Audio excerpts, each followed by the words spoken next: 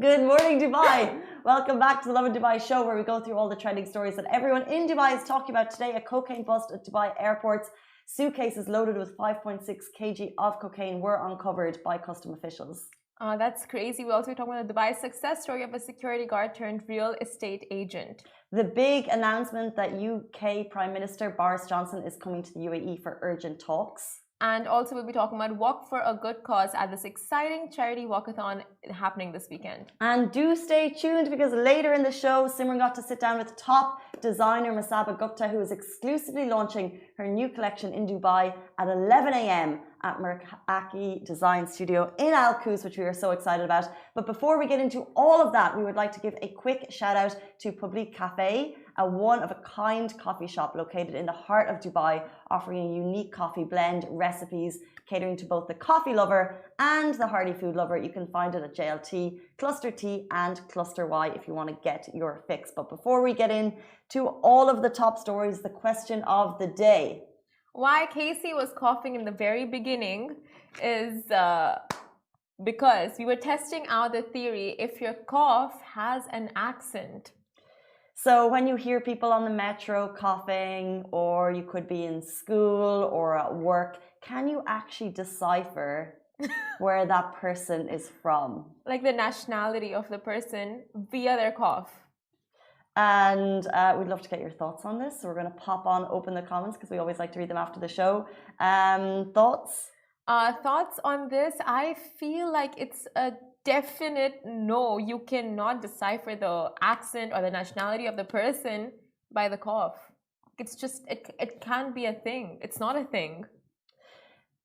I agree as a wide statement. Yeah. You certainly can't decipher the nationality of the person by their cough.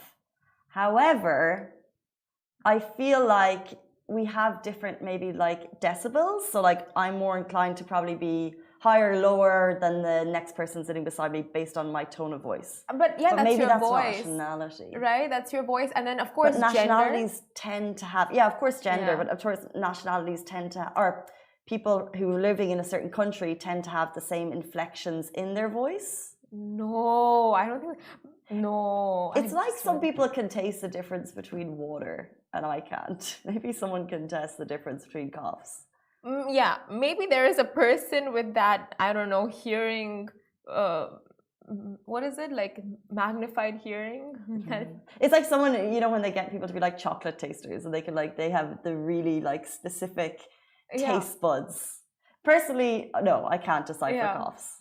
No, same. Maybe you guys can when we play this voice note. Okay, so we did a little cough game before the show. We all wore face masks. And we have a cough coming at you, and we want to know if you can figure out where it's from. What nationality does this cough belong to? Okay. That's the fakest cough I've ever heard. We'll go one more time.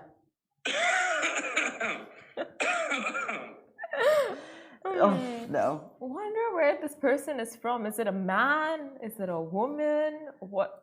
I can't tell. I do want to say this debate was brought up 10 years ago on Reddit, and it was basically someone saying they're in an international student class, and they are saying that they could figure out the foreign accents. And then someone's like, no, you're an idiot. A cough does not carry an accent. And then someone's like, there's definitely a British middle-aged man cough. My friend's dad was British and coughed a lot. Every time he did, I was always think, he sounds so British. I think there's a middle-aged man cough. There is a middle-aged man cough. Yes, there is.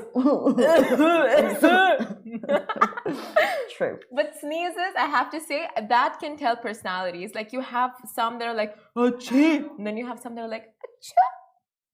So sneezes, I feel like that can tell personalities, but not the accent. Hard to know. Mm. Someone's saying there's an Arabic cough. Okay, let's jump into our top stories. Cocaine bust at Dubai airport. Suitcases loaded with 5.6 kgs of cocaine uncovered.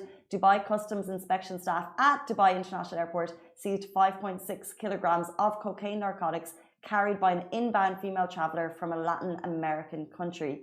Customs got suspicious when her bag was flagged on a routine X-ray. So she was stopped and then she was asked to provide verification, identification, and she was asked if she had anything to declare. She replied no.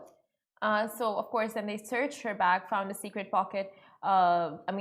Secret pocket loaded with black plastic sacks wrapped in transparent adhesive, and they contained white powder, which after examination turned out to be cocaine weighing 3.2 kilograms. And then in her bag, there was a 2,473 grams cocaine concealed in bottles of body care products, including shampoo and moisturizing body creams. Now, Ibrahim Kamali, director of Passenger Operations Department, said the UAE is a global model to follow in curbing the trafficking of illicit drugs and safeguarding society from their dangers. Kamali also said the authority is entirely focused on increasing its capacity to detect and impound all harmful substances like narcotics before reaching the community, which is exactly what they did. He also said that despite the creative tricks some passengers use to hide prohibited materials, such as yesterday we spoke on the show, or this week we spoke on the show about people hiding drugs in cat packaging at customs, and it was found. This lady used her suitcase, and she also used body creams, shampoos. He said that our highly trained inspectors and advanced systems can effectively thwart smuggling attempts, so don't try it. You're not going to get into the country, and unfortunately that's a very sad story. That woman is, anyway, don't try it. It is ridiculous, but of course there are people who make money through illegal means, and then there are people who make money through hustle, through pure hard work. And now we're going to be talking about a Dubai success story of a security guard who turned into a real estate agent. Now, of course, here's a much needed dose of motivation to get you powering through the work week. So a former security guard's hustle has now turned him into one of Dubai's top performing real estate agents. And the story goes something like this. Now, Cyril Nuyuddin came to Dubai back in 2015 and started working as a security guard for G4S. Now, he soon started applying for different jobs and enrolled in courses such as health and safety management, leadership, customer service, etc. Like, you can clearly see he was determined to grow and just level up. And then 1 year down the line, Cyril's interests in real estate industry peaked when he was asked to replace a security guard on leave at the First Group headquarters. So the passionate professional then applied to the First Group as a telesales executive. However, he was rejected. This made him determined more than ever. He kept applying for different positions at least 3 times a week, he said, and that shows you the commitment, and was rejected time and time again. But of course, he didn't give up, which is the biggest takeaway from the story. And the day finally came when the director of talent acquisition at the First Group, Sean Oliver McSherry, reached out to the then security guard and offered him an interview with Toby Mission, sales director at the First Group. And after the constant persistence, he finally leveled up and landed the job. And it was all uphill from there. Promotions, multiple MVP awards, which means, of course, the most valuable player, MVP of the quarter, as well as MVP of the year. What an amazing story. And after 4 years, 2 months, the First Group, Cyril has now resigned from the First Group and currently works as an investment advisor at Stackcoin. So he moved up and up and up and has been able to move on. But, you know, applying for 3 positions a week within the same company, getting recognized for your work, getting MVP, and then moving on to another. It's just amazing. So shout out. Super commendable. And it's such a big takeaway. It's like people give up after like a first week of, and that too in the same company. He didn't apply anywhere else. Maybe he did, but like, you know, just that persistence of in the same organization, just making sure like, you know, you're persisting no matter how many times you get rejected, because you believe in yourself, believe in your capabilities. And that hustle really shows. That's amazing. Like, the fact that hustle always pays off, this is one of the clearest examples. I really don't want to mar this story with a Kardashian reference, but I'm just thinking about how hard work always pays off and how important it is and how you need to put the grind in. And I think sometimes we look at like things like social media and you look at people like having these wild lifestyles and you kind of want to amplify that and think that there's no hard work going on. And I think Kim Kardashian's statement, which has been wildly vilified, but I just want to say her point and her statement, nothing to do with them and their hard work, but her statement was people don't want to work hard anymore, and basically you need to work hard to make things happen. And his story, I think, is a great example of that. So honestly, did he share it on LinkedIn, or did the first group share it, or how did it kind of come to the media attention? Media attention. So he shared it on LinkedIn, and of course we stumbled upon that, and people in the comments were just so amazed by his story. They're like, thanks for sharing. I remember the story of like, they remember him working in various places, and they're like, you've got really done so much with your life and done so much with your capabilities. And someone like, we're so proud of you. Remember a conversation and how badly you wanted to get into sales, and he's finally there now. Wow. It's like so many things, right? Like manifestations, like the positive, putting out that thing, what you want into the universe, and the universe just plus the hard work, plus of course the hard work. And but well, like you said about the Kardashians, it doesn't matter who said it, but what she said has such a major point to it. And on top of that, I think it's amazing for people to sometimes kind of be proud of their achievements and to recognize them, because his story is inspiring to many, and it should be. And it just shows how you can kind of work up and up and up and get to a place where he was so proud that he was sharing it. But I also think it's inspiring to other people who are maybe slogging at the day job and want to kind of improve and achieve, and his story will help people. So sometimes if you are proud of your achievements, you know, put it out there for people to see, because there's a lot of hate, but there's also a lot of love in the world, and I think it's actually nice for people to share their positive stories. Well said, Casey. Well, good story finds, Simran. Oh, got goosebumps, honestly. So good. Shall we move on to a big announcement? Boris Johnson is coming to the UAE for urgent talks. So the UK's Prime Minister Boris Johnson will hold urgent talks to discuss fuel crisis, as he aims to loosen the UK's need for oil and gas that comes from Russia. So he's expected to meet His Highness Sheikh Mohammed bin Zayed, Crown Prince of Abu Dhabi and Deputy Supreme Commander of the Armed Forces, on Wednesday, before moving on to Saudi Arabia, where he will meet Crown Prince Mohammed bin Salman.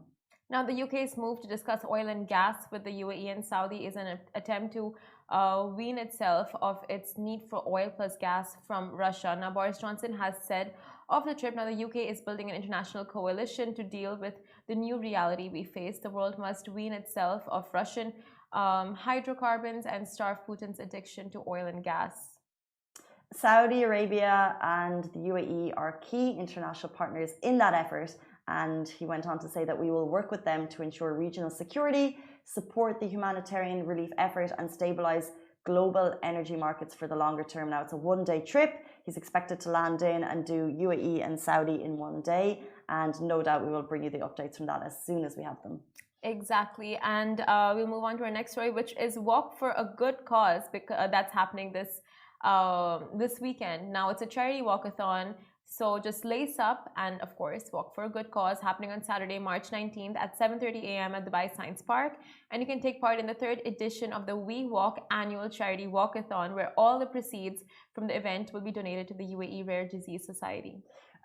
You may or may not know that We Walk is a family-friendly sporting meet that is open to people of all ages and abilities. So you can walk it, and I know it's called We Walk, but you can also sprint, jog, run, hop, skip the 4km course with friends and family. And the best part, always the best part, each participant will receive a goodie bag with a t-shirt, a cap, wristband, and there'll be refreshments for you guys on the day. Now, the price starts at 35 dirhams. Location is Dubai Science Park. Of course, it's happening on Saturday, March 19th at 7:30 a.m. So nice and early. So, you know, you will be avoiding missing the heat of the day. And for more information, you can call 04-391-3916. And of course, it's for a fabulous cause. So do get out there and support. And there's nothing like getting up on the weekend morning when you don't have work and actually just enjoying the fresh air. And as Simran said, before it gets too hot, but hopefully the weather is dipping. Hope this week, right? Like you put out the post saying it's only this week, and then it's like a little bit of a heat wave. It's cooling down. It's not summer just yet. Not yet. Yet is the key word. We're not talking about the S word. And I know I did it.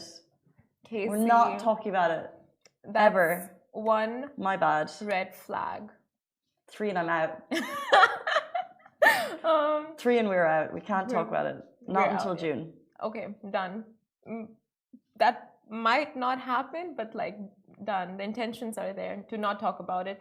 But of course, like their website has more information, and the fact that you can get up on a weekend, do something good, give back to the community.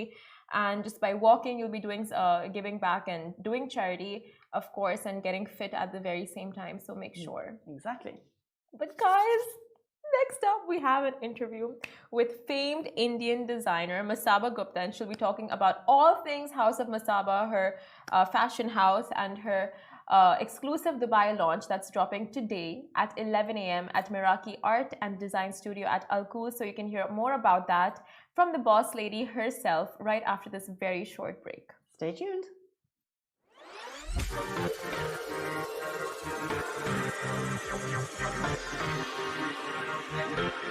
Hey guys, welcome back to the Love and Dubai show. And right now we are in talks with a powerhouse of a woman. She's an Indian fashion designer and is the owner of the label House of Masaba and is the epitome of a boss lady. Welcome to the show, Masaba Gupta. It's so good to have you on.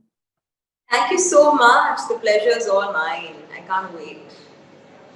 So, now your collection is dropping exclusively in Dubai tomorrow, House of Masaba. So can you tell us why Dubai of all places? So, I have a huge sort of emotional connect with Dubai because it's the last city I was in overseas before the pandemic hit. And literally the last event, the last pop-up, the last press show that we did with our work was in Dubai. So I thought that it would make so much sense to just come back to the city and, sort of, I know that things are not absolutely okay in the world, but they're also a little better and we have to move on. So I just thought that my first step into moving back into our favorite overseas market would be Dubai, and we really wanted to come back and make our first impression there. So this is going to be your spring-summer collection, right? Spring-summer 22. Yes. It's spring, summer, resort, whatever you want to call it. But it's basically everything that is, that can take you from your bed to the beach, except swimsuits though. We're doing a lot more like cover-ups, lots of kaftans, lots of just little bibs and bobs of separates put together that you can style the way you like. And essentially it's a really happy collection. When I looked at it, it just gave me so much joy, which is why and I thought of Dubai and I said, oh my God, it just fits perfectly. Oh, for sure. And that too, it's very trendy over here. And with summer coming, you just want like some nice light wear. And kaftans, of course, are always happening in the city. Yes. So can you tell us a little bit more about your collection and when did you start working on it and how long the collection has taken you? Just like, so, the collection is called Sanctuary, and essentially Sanctuary.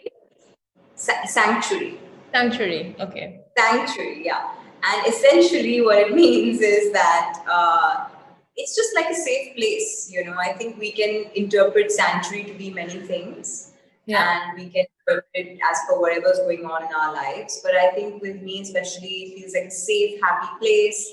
Very green, very bright, full of hope, full of lovely birds and plants, and just green and lovely and luscious, where life is really, really brimming, And I think that that's what it means to me. I love the colors because I have been wanting to do a wild collection for some time now. So lots of bright greens, lots of bright yellows. We have crazy reds. We have a brick red. We have mustards. You name it, and we have that color.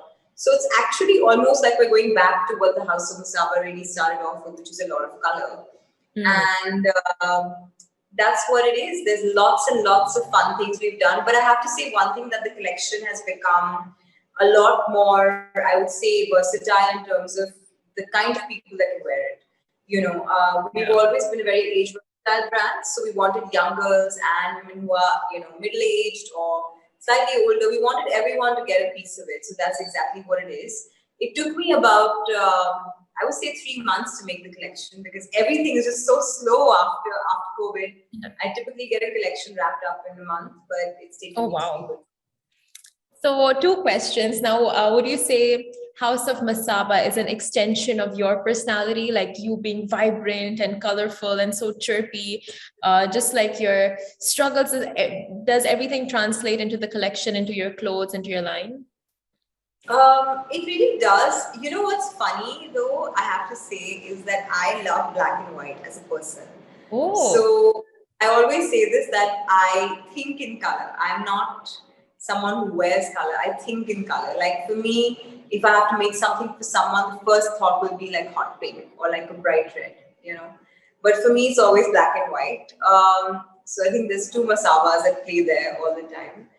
But it is a piece of me because I just felt like the one thing that everyone needs in this day and age is just some peace and some joy, you know, little bits and pieces of joy, happiness, something that makes them feel like summer, something that feels like a getaway. And a lot of us can't fully travel still, but at least it should be a vacation when you're wearing it, you know. So I think that's what it is. I think there you have your tagline, wearing your vacation. So nice. Yes.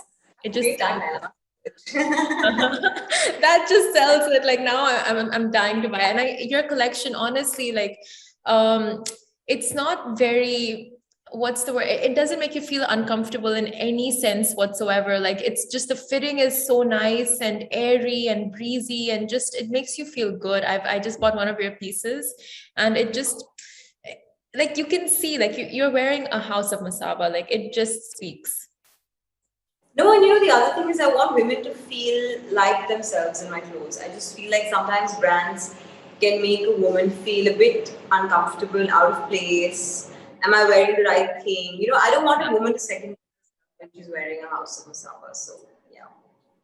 You have aced in that then. Also, of course, like because you're dropping it in Dubai, any prints we can expect that have been inspired by Dubai, or any cuts and designs? You know, the colors, there's a lovely, it's like in between a sand and a oatmeal, which really is my favorite color from the whole collection. And that's actually my ode to Dubai, because when I think of Dubai, I think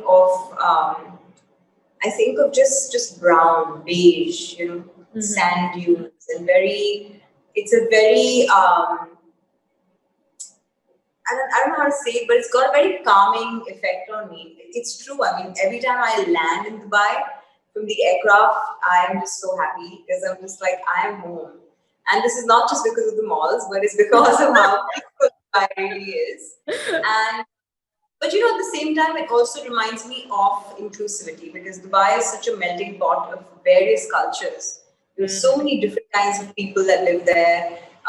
You have different types of people that you see on the street. You have food of every kind. So I think for me and my brand, I find Dubai the one-stop shop where you can talk to any kind of woman. You know, you have the Arabs, you have Indians, you have, you know, Italians, Asians, yeah. Australians, you name it, and those people are there. So I think that to me is the magic of Dubai. But yeah, the one color it reminds me of is that sand and oatmeal kind of beige. Okay, so we can expect a lot of colors and then a lot of sandish colors? Yes, a lot of sand colored. It's a very desert safari kind of vibe. Oh, I'm so excited to see this collection. And you have a ton of awards behind you. Yes. Was that planned? Listen, this is the best light in my office, I swear to God. My whole office is just like a dark space. I don't know why. But we were like, where should she sit? Where should she sit? And I was like, this is where the window is. It should sit right here. Right next to me. But yeah. It just happened to be right next to you. So so what are these awards for? Well, there's a bunch. There's something, most of them are like Women's Achievers Awards. There's Fashion Designer of the Year. There's Fashion Icon of the Year. But there's one that's which I got from Mr. Manmohan Singh, who is the former Prime Minister of India. Oh, wow. So that is Business Excellence Award in fashion. But yeah, most are around like being trendsetter, fashion entrepreneur, path breaker, disruptor, all that is up here. Oh, definitely. It's not just for the sake of it. You definitely are. And also, any interesting stories behind one of the awards that anytime you look at it, you're like, oh, this one was special. Okay, so I think there's lots because I always tend to have like a format at every award function. But this one here, it was the Grazia Millennials Award, Millennial Awards for Fashion Entrepreneur of the Year. And I remember when I was going for this event, and I decided that I will not eat anything that makes me bloat because I was wearing, I swear to God, the tightest nude colored dress. And I was like, this is like skin. And if I eat anything or I just like binge on some sugar, it's going to go downhill. And of course, I did that. And I went on to the stage and I said, guys, I'm sorry, but I cannot hold my tummy in any longer. I need to breathe. So please forgive me if you see a giant belly. But I was just like, but then once I said it, and once I said it out loud before my speech, I was just so relaxed, and then I could enjoy the rest of the evening. So, did you stop sucking in during that speech? No, yeah, I did because I was like, okay, guys, it's out of the way now. Let me tell you. Then let me thank you now. You're holding it for that moment, and then that's when it all. No, it was like 1 hour, 40 minutes. It was nuts because I ate something and then I went to the awards and I was like, oh my God, I'm so bloated. I mean, yeah, I think it's all in our heads, to be honest, with the bloating situation, but every woman faces it. And that's why you need you just go through so many different hormones and whatnot through the day, right? So it's okay, I guess. That's why you need a house of masaba. Yes, eat and eat and eat, and the bloats will never show. Exactly. So I'm sure one of those awards is for your Netflix show that's doing so well. Yeah, it's right here. I can't believe I'm picking up each one. But yeah, this is my first award as an actor, which is really special. Amazing. It was most popular debut in a web series, female. Oh my God. I remember in 2020 when it came out, it was the only thing me and my friends were watching, Masaba on Netflix. Now season 2 is coming out very soon. So when exactly is it coming out? Do you know? I think we're looking at late summer. So anytime between May and June is when it should be out. And I'm so excited because we've done so many things in this season. I mean, I don't even know how we're going to fit it all in all these episodes, but yeah, it's going to be a super fun season. So season 1, we saw a lot of a relationship with your mom, which I have to say you take a lot after her confidence, her jutzpah, like just the kind of person she is, and she's gone through so much, and you also like have come out, both of you have come out so strong and just really own the show. So anything different we'll be seeing in this show or similar situations? So, well, season 1, like I said, was about being a hot mess and owning it. Mm-hmm. But season 2 was literally about taking control of your life. And I mean, you will see that whether it's my relationships, or whether it's my business, or whether it's my relationship with my mom, boys, etc., or my body, everything is just going to be amped up to 500. And everything is about just taking control. And I think not just taking control, but also, learning that you don't have to control everything maybe, and things always just fall into place, but you got to make the effort. Mm-hmm. So I think in season 2, both of us are just pushing to make things happen for us. So would you say for season 2, it's like more controversial? Or by the way, is it scripted? Well, so both seasons and every season that we do always will be a mix of fiction and reality. Mm-hmm. But even the parts that you see that are scripted are almost always borrowed from either something that happened to a friend. Like, a lot of my friends have these really strange dating experiences, and we just keep putting them in the show because they're so funny, and I think they're so relatable. Some are just tragic, but most are relatable. And I think other than that, I wouldn't say it's controversial, but yeah, it does. I mean, when I was sitting on the edit and watching it, I was like, damn, we made some moves this season. Yeah. Disruptor you are. And any celebrity cameos we can expect? Yes, we got a biggish one coming up. It's right in episode 1, but I cannot say who. But trust me, it will blow Male your or mind. female? I can't say. I will not say because I will. No, you have to be surprised by it. And trust me, like when I was Priyanka told, Chopra. there's quite a few. There's quite a few cameos in season 2, Oh. but they'll all remind you of something. They're very meaningful cameos. I'm so intrigued by your show. You know, like you are right in the middle of Bollywood, and then of course you get in, and then we see the inside look.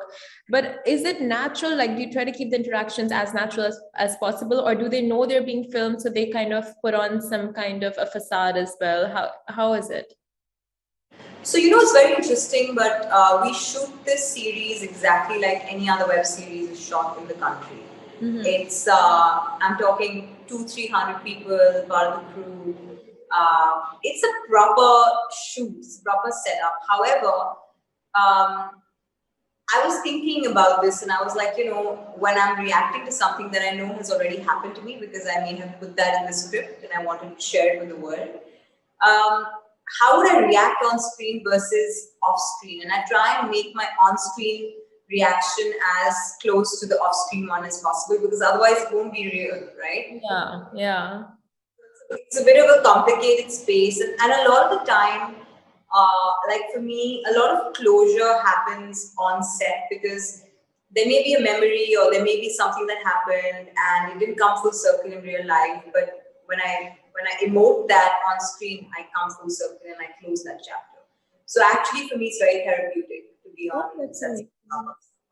So I want to ask, you spoke about how how the industry interacts with each other off screen. Now you speak so naturally right now, and everything is, like it's so easy to talk to you. But when you actually sit down with your fellow friends in the industry, how is it like? Like on camera, you see a certain type of camaraderie, but does that happen off camera as well? It actually really does. It's. I think that people have obviously made out the industry to be a really cold, dark place, but it's not like that. Especially the younger lot, they're actually great friends. They are, like my girl gang, me, Sonam, Ria, all of us, we're always backing each other, We're always pushing each other to do something that's above and beyond, take up a challenge, do something new. If we're having a work day crisis, a personal life crisis, we're all there for each other. Okay. But at the same time, I feel like I do believe that if you have two really, really, like 2 or 3 of the top actresses in the country or the 2 or 3 top actors in the country, they can also be friends, Because I tell you that the amount of work people are getting today is so much. It's not like back in the day, right, where there were only that many films being made. Today you have films, you have the opportunity to do ads, you have the OTT opportunity. So I think just the amount of work has become insane. So, which is why I think you see people a little bit more chill and like being able to make friends easily now, I think. That's interesting. So what happens with the free clothes now? Do people come to you and go like, Masaba, we have this award function, we have this event, can we get this outfit? How is it a collaboration all the time, or do celebrities actually come and buy? So most of the time it's like the stylist will make a call to my team and say, listen, just going for an event or whatever. And in most cases, when there is no customization, which mostly it is, and 90% of the time it's just the piece as is that's picked up to wear for an event, they just wear it and send it back. It's just the way the industry has worked for so many years. But I have to say that not all, but some actors who wear my clothes, we do great numbers when they want it. Okay. I mean, sales through the roof. So it's a two-way street. I gain something, the actor gains something, and most actors today are kind enough to do a full photo shoot. By the way, even if they're going for a small 10-minute event, so they do a photo shoot. They send you the pictures, so you have that content, right? But yeah, with the actors that don't track it, I have to say it's a bit of a waste. Oh, and also last question, any trends that you are in full support of right now and trends that you're just like need to stop? Um,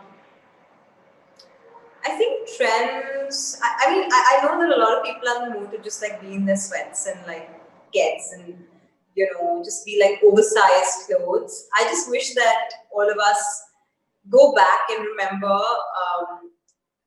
like how you had the roaring 20s after whatever happened back then. I just think that we, after the pandemic, should really, I don't want to say try or make an effort, but we should probably once in a way just get really dressed up. So I think the one trend I really want to see is just people wearing the most beautiful dress they own, the most beautiful hairstyle they have, the most beautiful lipstick they have, and just go out there and live your life. I think that's my motto and that's my agenda for this year, because I truly think we've had really hard 2 years, really really hard. Oh, 100%. And the fact that we've overcome all of this on the other side, it's a celebration. Yeah, but I mean, I can tell you a makeup trend that I can get rid of is probably baking. Baking? Yeah, I don't get it. Like, I just find it. Why would you want? I just like people's face to be warm and nice in the color of the skin. I just think baking makes it a bit whitewashed. Right? It makes it super cake, in my opinion.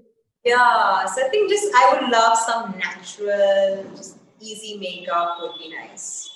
The natural look, and of course your vacation collection that we can't wait. It's dropping tomorrow, and it's where is it going to come out again? Can you give us some details on that? So we're launching it at Meraki on the 16th of March. Yes. Which is, and we're launching it from 11 to 7. And I will be there personally from about 11 to 2. So do come. And it's going to be really fun. We're making it really interactive. It's the first time the brand is doing such a big event in 2 years. And so do come. That's so exciting. So 16th of March, guys, Wednesday, mark your calendars, which is tomorrow. And of course, Masaba Gupta, thank you so much for joining us on the Love and Dubai show. It was great having you on, and the conversation was very sweet. Thank you so much. Pleasure was all mine. I'll see you soon. See you, and thanks for watching, guys. Okay.